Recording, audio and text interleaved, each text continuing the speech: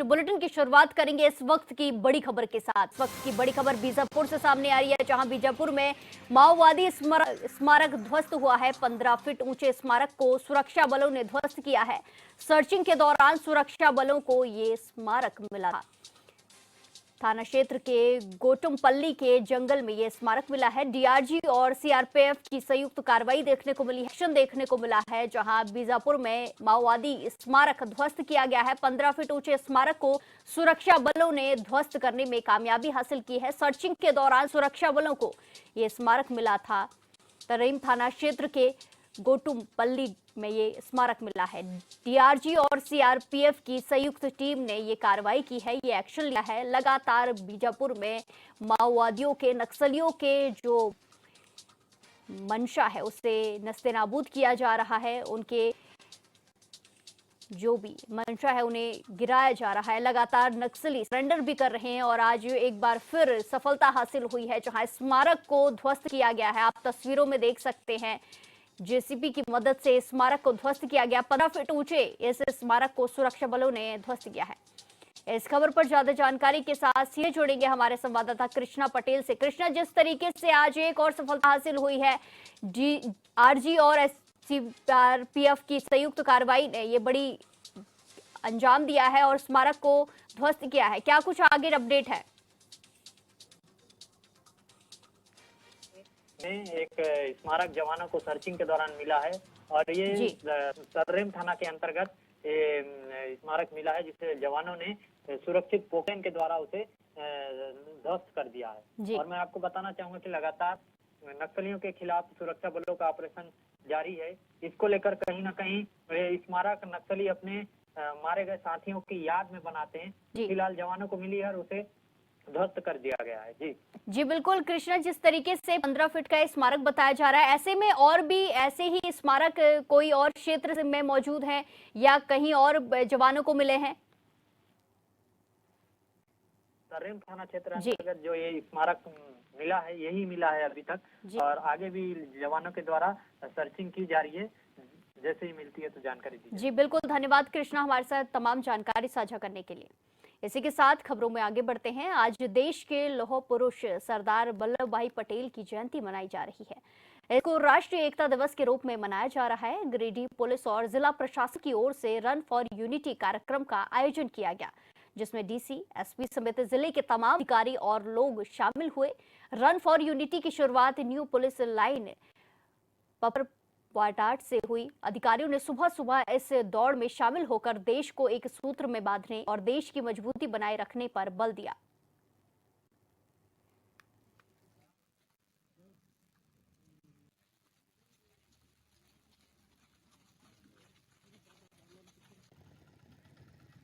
सरदार पटेल जी की जन्म दिवस के अवसर पर हम लोगों ने राष्ट्रीय एकता दिवस मनाते आए हैं और इस पर जिला प्रशासन और पुलिस प्रशासन के सहयोग से run for unity police line से बड़ा चौक किया गया है और ये लोगों को यही संदेश दिया जा रहा है कि एकता को बनाए रखें और ऐसा कोई कार्य ना करे जिसमें राष्ट्र की कुछ भी प्रॉब्लम हो या कुछ ऐसा दिक्कत हो। सब लोग भाईचारे के साथ रहें, सभी धर्म, सभी रिलीजन, कास्ट, रीड सब लोग के रहें, यही हम लोग का संदेश है। Thank you. गिरिडीह जिला के सभी निवासियों को राष्ट्रीय एकता दिवस की बहुत सारी बधाई और बधाई। हम लोग राष्ट्रीय एकता दिवस को लेकर रन फॉर यूनिटी का कार्यक्रम जिला प्रशासन तरफ से चलाया गया था, जो पूरे स्टेट में ये चल रहा है। लोगों ने पुलिस लाइन से बड़ा चौक किया है। आपको हमारी तरफ से राष्ट्रीय एकता दिवस की पुनः ढेर सारी। इसी के साथ खबरों में आगे बढ़ते हैं। छत्तीसगढ़ उप मुख्यमंत्री विजय शर्मा ने प्रेस को जानकारी दी कि पीएम मोदी के आगमन से राज्य को कुछ बड़ी सौगात मिलने की संभावना है। उन्होंने कहा कि बीजेपी सरकार ने अपना वादा पूरा किया है। विष्णुदेव साय की सरकार बनते ही 18 लाख लोगों को प्रधानमंत्री आवास स्वीकृत किए गए हैं, जिसका लाभ वर्तमान समय में जरूरतमंद ले रहे हैं। विगत सरकार जो भूपेश बघेल जी की थी, उन्होंने 18 लाख गरीबों के आवास रोक रखे थे और ये वादा था जनता के साथ कि नई सरकार भाजपा की बनेगी तो 18 लाख प्रधानमंत्री आवास दिए जाएंगे। माननीय विष्णुदेव साय जी की सरकार बनते ही कैबिनेट की पहली बैठक का पहला प्रस्ताव इस सरकार का है, जिसमें 18 लाख गरीबों के आवास स्वीकृत किए गए। उसके लिए राशि की व्यवस्था की गई और आपको मुझे बताते बड़ा हर्ष हो रहा है कि 18 के 18 लाख आवास स्वीकृत किए जा चुके हैं। अब उसमें आपको ध्यान होगा कि प्रतिदिन हमारे यहाँ 18,000 लगभग आवास हम बना रहे हैं। घाटशिला विधानसभा उपचुनाव को लेकर आज पार्टी ने एनडीए प्रत्याशी बाबूलाल सोरेन की जीत सुनिश्चित करने के लिए व्यापक रणनीति तैयार की है। चिलगू चांडिल स्थित आजसू कार्यालय में एक अहम बैठक आयोजित की गई, जिसमें सुदेश महतो समेत कोल्हान क्षेत्र के सभी प्रमुख नेता मौजूद रहे। महतो ने बैठक के बाद मीडिया से कहा कि आजसू पार्टी के प्रधान महासचिव और पूर्व मंत्री रामचंद्र साहिब को चुनाव प्रभारी नियुक्त किया गया है। साथ ही केंद्र महासचिव द्विद हरे महलाल महतो और सांगीन हंसदा को सह प्रभारी बनाया गया है। सुदेश महतो ने बताया कि पंचायत और प्रखंड स्तर पर संगठन को सक्रिय करते हुए सभी पदाधिकारियों को स्पष्ट जिम्मेदारियां सौंप दी गई हैं। महतो ने आगे कहा कि झारखंड की लड़ाई सभी समुदायों ने मिलकर लड़ी है और कुर्मी समेत अन्य सभी आदिवासी मूलवासी समुदायों ने मिलकर राज्य के अधिकारों की रक्षा की है। वर्तमान सरकार की ओर से झारखंडी के बीच वैचारिक विभाजन पैदा करने की कोशिश की जा रही है, जो झारखंड की एकता और मूल भावना के विरुद्ध है। वहीं विपक्ष पर हमला बोलते हुए सुदेश महतो ने कहा कि झामुमो कांग्रेस झारखंडी जनता में विभेद पैदा कर राजनीतिक रोटी सेकना चाहती है। सबने मिलकर झारखंड आंदोलन में संघर्ष किया है। झारखंडी जनता को बांटने की साजिश नाकाम करेंगे।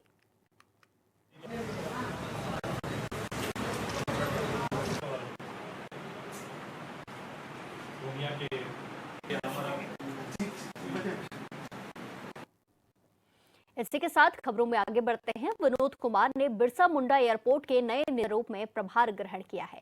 उन्होंने कहा कि जयपुर गोवा वाया सेवा जल्द शुरू की जाएगी। निदेशक ने बताया कि एयरपोर्ट के विस्तारीकरण और सौंदर्य काम प्राथमिकता पर रहेगा।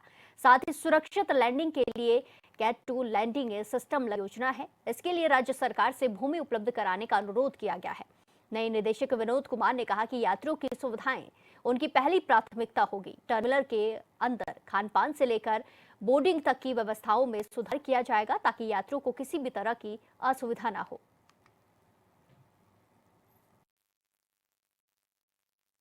अभी मैं यहाँ पर रांची एयरपोर्ट पे कार्यभार संभालने के बाद मैंने देखा ये एयरपोर्ट काफ़ी बड़ा है और इस एयरपोर्ट की इस स्थान की एक गरिमा है। भगवान बिरसा मुंडा के नाम पर यह एयरपोर्ट बनाया गया है और यहाँ से जो हवाई जहाज़ या फ्लाइट्स का जो आवागमन है काफ़ी ज़्यादा है। लगभग 50 के आसपास मूवमेंट है इसके। 25 एयरक्राफ्ट फ्लाइट्स का आगमन, फिर 25 का डिपार्चर। ट्रैफिक काफ़ी अच्छा है। झारखंड के चाईबासा में एचआईवी संक्रमित खून बच्चों को चढ़ाने का मामला अब सियासी रूप लेता जा रहा है। झारखंड बीजेपी ने इस मामले में राज्य के स्वास्थ्य मंत्री को जिम्मेदार ठहराया। साथ ही सरकार के कार्यों पर कई सारे सवाल खड़े किए हैं। चाहे कानून व्यवस्था की बात हो या महिला सुरक्षा, सभी में सरकार को फेल बता दिया है। बीजेपी प्रदेश उपाध्यक्ष आरती ने कहा कि हेमंत सरकार अपने आप को अबुआ सरकार बताती है, लेकिन इनके कामों के कारण आदिवासी विरोधी सरकार बनती जा रही है। उन्होंने बताया कि थैलेसीमिया से पीड़ित 7 बच्चों को खून चढ़ाने के दौरान एचआईवी संक्रमित ब्लड यूनिट चढ़ा दी गई, जिसके बाद बच्चा एचआईवी पॉजिटिव पाया गया। इस घटना से राज्य में हड़कंप मच गया है। घटना के विरोध में बीजेपी राज्य के सभी सदर अस्पताल में 3 नवंबर को विरोध प्रदर्शन करेगी। हालांकि मुख्यमंत्री हेमंत सोरेन ने राज्य सरकार की तरफ से प्रभावित बच्चों के परिवारों को 2-2 लाख रुपए की आर्थिक सहायता प्रदान करने की घोषणा की है। के विरोधी हैं और ये भारतीय जनता पार्टी, चाहे थैलेसीमिया से पीड़ित बच्चों का सवाल हो, चाईबासा में नो एंट्री का मांग का सवाल हो, चाहे रिम्स टू नगरी का सवाल हो, सूर्या हाजदा का सवाल हो, तमाम मुद्दों को लेकर भारतीय जनता पार्टी आदिवासी समुदाय के साथ हमेशा से खड़ी है, हमेशा से उनके साथ संघर्ष कर रही है। और इसी ये जो थैलेसीमिया से पीड़ित जो उनके ऊपर जो हुए, इसके खिलाफ में भारतीय जनता पार्टी सभी जिला मुख्यालयों में 3 तारीख को ये जो हम कहेंगे कि माननीय जो स्वास्थ्य मंत्री हैं जो स्वास्थ्य मंत्री है मजाक उड़ाते हैं। ये बच्चों का जो मतलब इनकी जो जानलेवा उन पर हमला हुआ, उनके जान पर बन पाया है, उनको मजाक में लेते हैं। तो ये पूरे जिला मुख्यालयों के जो सदर अस्पताल है, जिला मुख्यालयों में जनता पार्टी 3 तारीख को धरने के माध्यम से, अपने जो संयुक्त आंदोलन के माध्यम से स्वास्थ्य मंत्री के इस्तीफे की भी मांग करेगी और साथ ही साथ इस घटना में जितने भी लोग संलिप्त हैं, जितने भी लोग संलिप्त हैं, उन पर कड़ी से कड़ी कार्रवाई करने की मांग करती है।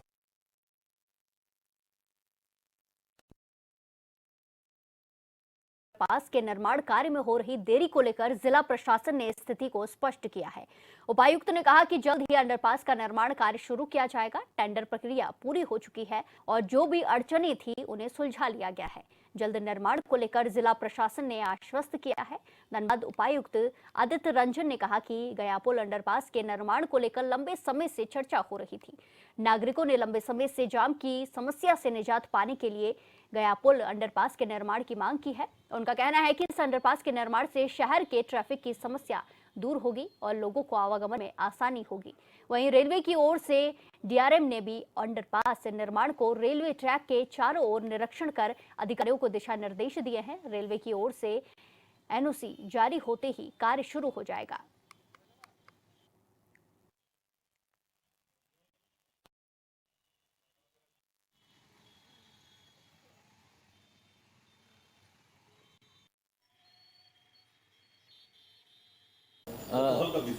हाँ, देखिए उसमें जो जितना कार्य प्रशासनिक स्तर से हो सकता था, आप देखे होंगे हम लोग इतनी बार तो शायद ही पहली बार उपायुक्त स्तर से भी डीआरएम ऑफिस में जाकर बैठक की गई और लगातार हम एसएसपी सब लोग मिलकर घूम के उसका निरीक्षण किए और एक टेम्परेरी सॉल्यूशन हम लोग ने दिया है जो काफ़ी हद तक कारगर है।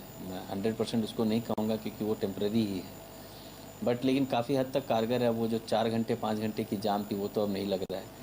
इन मेजर उसका जो सोल्यूशन है वो अदर अंडरपास ही है, जिसका ऑब्वियसली देखिए उसमें इंटर डिपार्टमेंटल इश्यूज़ हैं।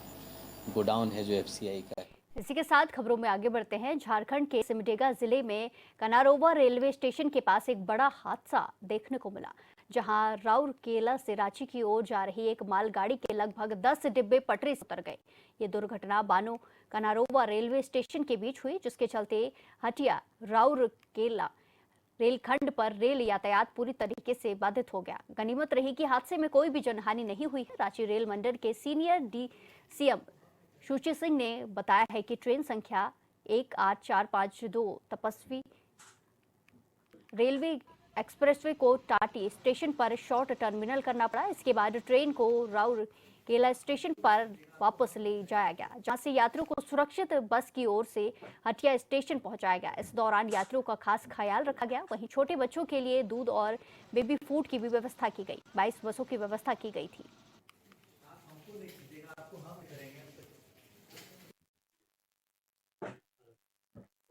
मिनट सुबह इंफॉर्मेशन मिली थी कि एक मालगाड़ी जो है डिरेल हो गई है नियर कनरवा स्टेशन। इस दुर्घटना में बेसिकली 8 वैगन कैप्साइज हुए और 2 वैगन डिरेल हो गए। ऑब्वियसली गुड्स ट्रेन थी तो पैसेंजर्स कोई हार्म नहीं हुए इस केस में। हाउएवर हमारी 18452 तपस्विनी एक्सप्रेस जो कि एन रूट थी, वो टाटी स्टेशन पे उसको रोक दिया गया। टाटी स्टेशन पे क्योंकि यह ट्रेन रुकी हुई थी, उसमें करीब 1400 पैसेंजर्स ऑन बोर्ड टीटी ने रिपोर्ट किया कि करीब 1400 पैसेंजर्स हैं, तो उनकी इमीडिएट इवैक्यूएशन इंश्योर करना था रांची डिवीजन को। कॉन्सिक्वेंटली क्योंकि टाटी स्टेशन पे कोई अप्रोच रोड नहीं है और वहाँ पे बसेस की व्यवस्था करना डिफिकल्ट था कि लोग वहाँ पे बसेस बोर्ड नहीं कर पाते। ने हमारी मदद की। राउरकेला से फिर बस से हम लोग रांची आए। रांची में वहाँ सारी सुविधा मतलब बिस्किट की पैकेट, पानी वगैरह था।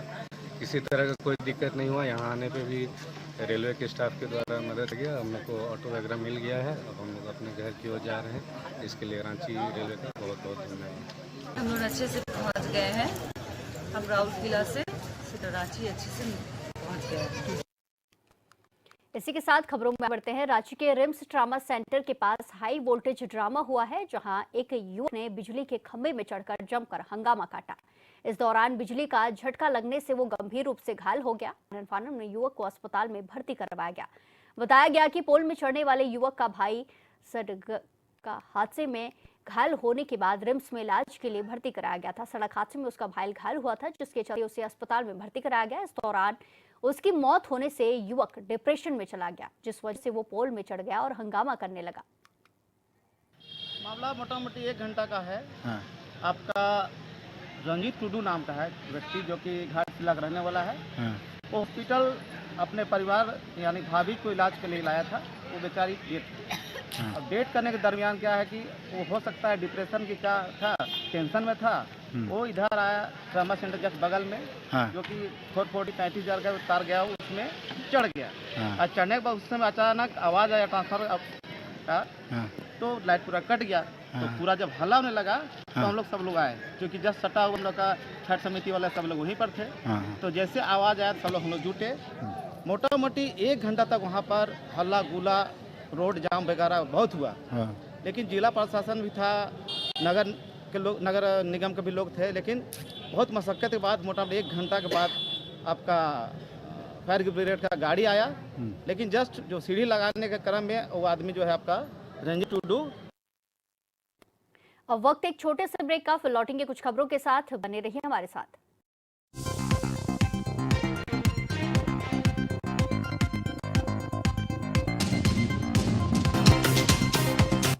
ब्रेक के बाद एक बार फिर से आपका स्वागत है। रुक करेंगे खबरों का। मध्य प्रदेश के धार जिले में गुरुवार को रेलवे पुल निर्माण के दौरान एक बड़ा हादसा हो गया। निर्माण कार्य में लगी एक भारी भरकम क्रेन अचानक असंतुलित होकर पलट गई और सड़क से गुजर रहे एक पिकअप ट्रक पर जा गिरी। इस दर्दनाक हादसे में ट्रक सवार 2 लोगों की मौके पर ही मौत हो गई, जबकि कई अन्य के दबे होने की आशंका जताई जा रही है।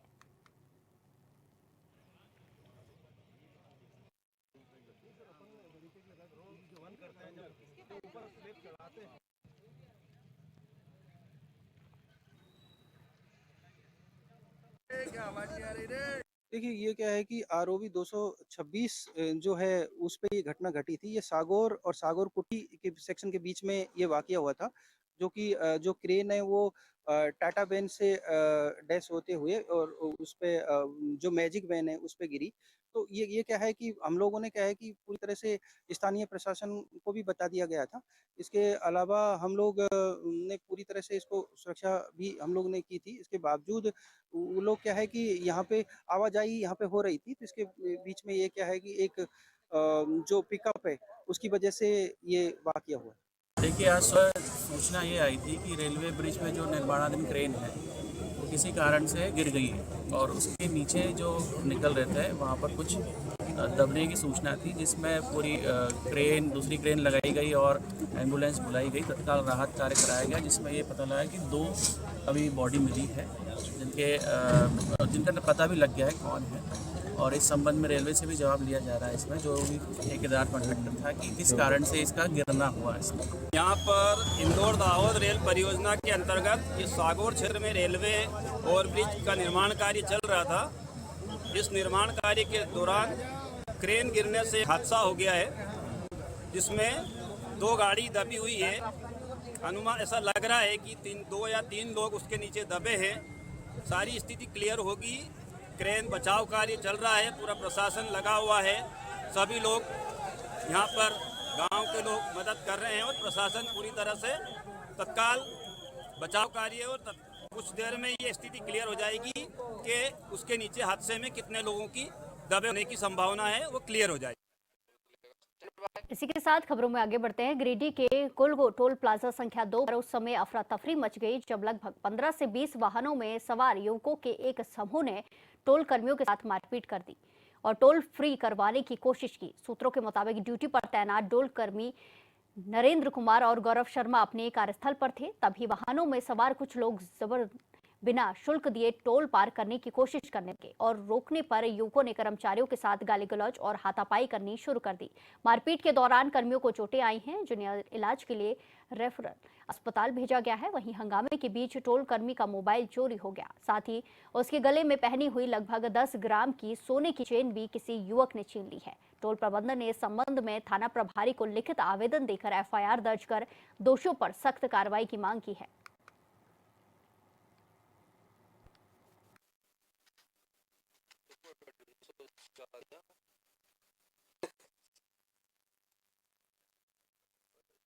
ये टोल पे रात को झगड़ा हुआ है, बाराती लोग थे, उन्होंने रात को मारपीट की है। तो काफ़ी चोटें आई हैं, हाथ में आई हैं और चेस्ट में भी आई हैं, और ये आँख के ऊपर लगा है और नाक में भी आई हैं, और उन्होंने चाबियों से बात किया था गाड़ियों की। आपके यहाँ से क्या क्या यहाँ पर जो है गाड़ी टोल फ्री होने की वजह से उनको काफ़ी समझाया बुझाया गया, लेकिन उन्होंने उत्साह दिया उनके साथ के लोगों ने ही।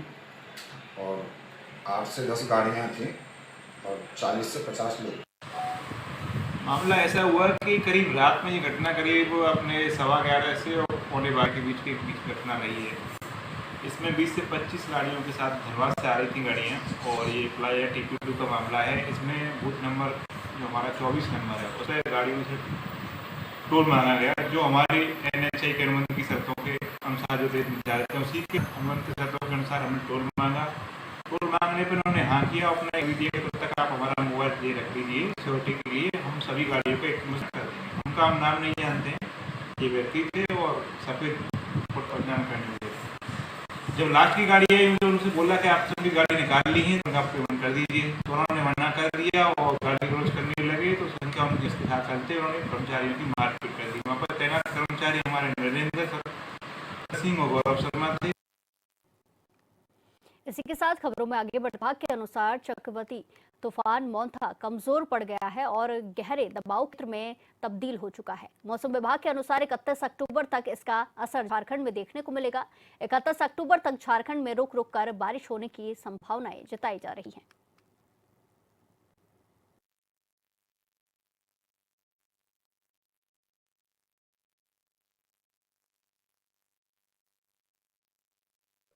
देखिए, जो मोंटा तूफान है, अभी उसकी जो तत्कालिक स्थिति ये है कि वो सुस्पष्ट निम्न दबाव का क्षेत्र बन गया है कमजोर होते हुए, और वो पूर्वी विदर्भ और दक्षिणी छत्तीसगढ़ के पास में स्थित है, और उत्तर पश्चिम की ओर वो बढ़ रहा है।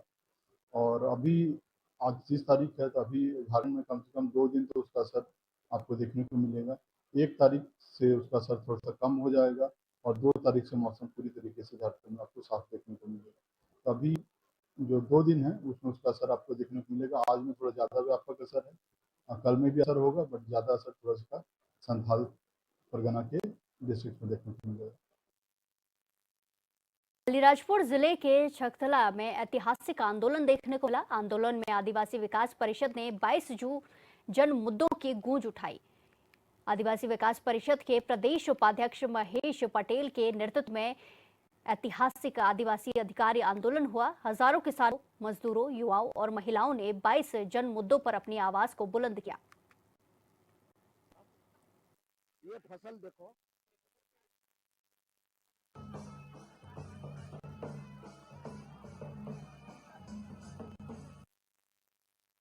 इस बुलेटिन में फिलहाल के लिए इतना ही। बाकी तमाम खबरों के लिए देखते रहिए HNA 24/7। नमस्कार।